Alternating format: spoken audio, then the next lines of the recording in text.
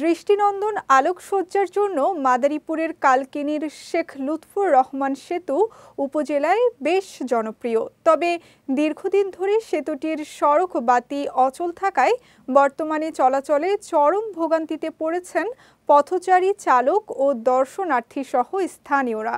সন্ধ্যার পর সেতুতে অন্ধকার নেমে আসায় বেড়েছে দুর্ঘটনার ঝুঁকি ও নিরাপত্তাহীনতা।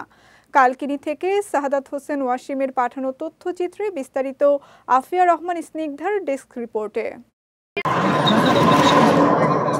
2018 সালে মাদারীপুরের কালকিনি উপজেলার খাসেরহাট সড়কে আড়িয়াল খাঁ নদের উপর 84 কোটি 39 লাখ টাকা ব্যয়ে নির্মিত হয় শেখ লুৎফুর রহমান সেতু।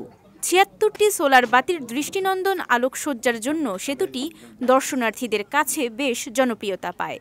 তবে পরে এসব বাতি নষ্ট হওয়ায় স্থানীয় সরকার প্রকৌশলী অধিদপ্তরের অধীনে 2023 সালে নতুন করে বৈদ্যুতিক বাতি, কার্পেটিং, রং সহ অন্যান্য সংস্কার কাজ শুরু হয়। চলতি বছরের শুরুতে কাজ শেষ করে ঠিকাদারি প্রতিষ্ঠান। তবে নিম্নমানের বৈদ্যুতিক বাতি লাগানোর কারণে কাজ শেষ হওয়ার মাত্র 6 মাসের মাথায় 76টি বাতির বেশিরভাগই অকেজো হয়ে গেছে। ফলে সন্ধ্যা হলেই অন্ধকারে চরম ভোগান্তিতে পড়েন নানা শ্রেণী পেশার মানুষ।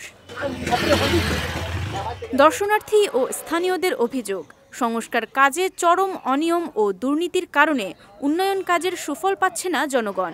তাই দুর্নীতির সঙ্গে জড়িতদের বিরুদ্ধে যথাযথ ব্যবস্থা নেওয়ার দাবি তাদের।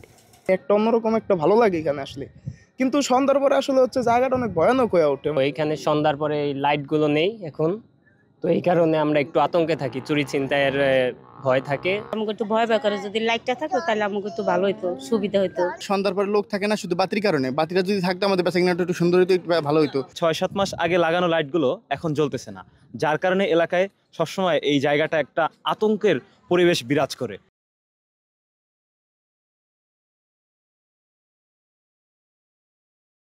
এদিকে সেতুর বাতি সচলে দ্রুত ব্যবস্থা নেয়ার কথা জানিয়েছে উপজেলা প্রশাসন।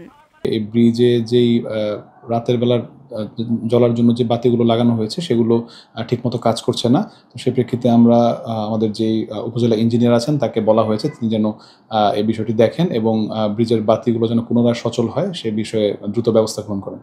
সেতুতে আলোক ব্যবস্থা আবারও সচলের মাধ্যমে দুর্ঘটনার ঝুঁকি ও নিরাপত্তাহীনতা হ্রাস পাবে, এমনটাই প্রত্যাশা দর্শনার্থীদের। বিজয় টিভি নিউজ ডেস্ক।